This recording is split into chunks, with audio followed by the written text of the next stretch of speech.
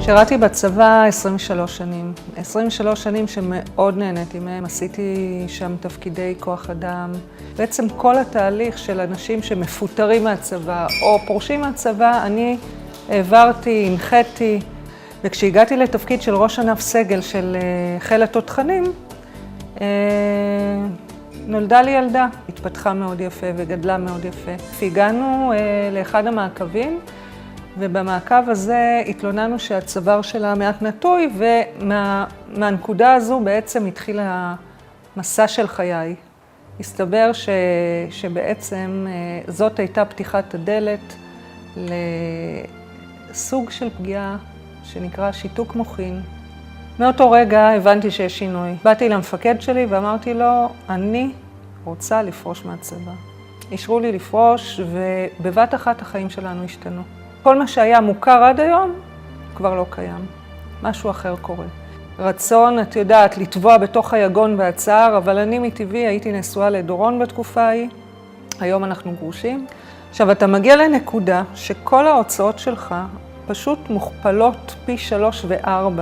להיות אבא ואימא של ילד עם צרכים מיוחדים, זה לא משהו רגיל.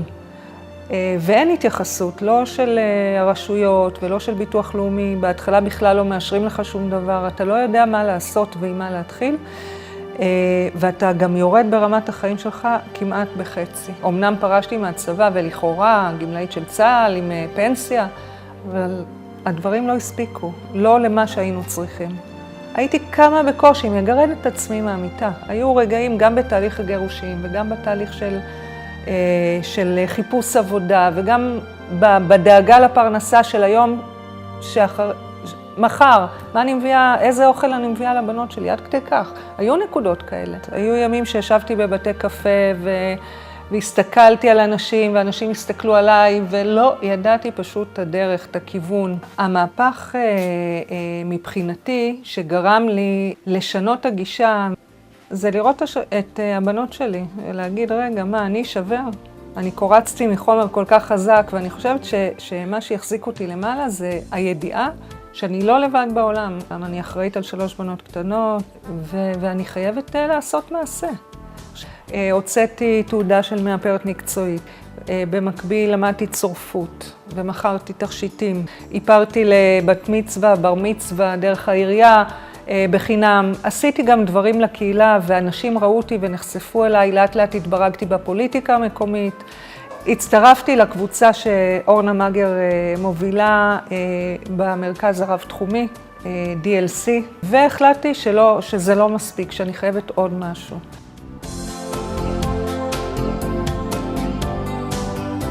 בחיים לא חשבתי שאני אקח את היכולות שלי בניהול אנשים, בהנחיית קבוצות שלמדתי, בעמידה מול אנשים, בשכנוע, ואני אמנף את זה לנושא הזה של הביטוח. הביטוח היה גורם זר בשבילי, והנה, אפשר ללמוד כל דבר, אתה יכול לשכנע אנשים, אתה מוכר להם, עשית את שלך. והיום, בנקודה היום שיש לי זוגיות חדשה, ומקצוע חדש שהתחלתי בו בנושא הביטוח, פתאום אני רואה שאת כל היכולות שצברתי, את כל הנתונים שהגעתי אליהם עד היום, אני יכולה להביא לידי ביטוי בכל מה שאני עושה, ולא משנה מה. וכל המעגל הזה, הטוב הזה, נגרם רק בגלל שקמת בבוקר, החלטת להפוך את הלימונים ללימונדה, החלטת לצאת החוצה, ושיראו אותך, זה הכל. שיראו אותך שאתה קיים, שאתה מוכשר, שאתה יכול. כל אדם צריך לקטוף את הפירות שהעולם מציע לו, ולא לעבור ליד ולא לראות אותם בכלל. נורא נורא חשוב.